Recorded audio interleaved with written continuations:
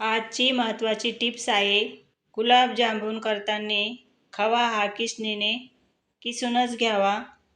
जर तुम्हाला किसणी हाताला लागण्याची भीती वाटत असेल तर आपण पुरण ज्या चाळणीतनं बनवतो त्या चाळणीतनं खवा वाटीच्या साहाय्याने असा गाळून घ्यावा. म्हणजेच त्यातील सर्व गाठी फुटल्या जातील. खव्यामध्ये खूप साऱ्या गाठी असतात आणि गुलाबजामुन वळवताना छान असे सॉफ्ट मुलायम गुलाबजामुन वळता येत नाही. त्यामुळे खवा हा किसूनच घ्यावा.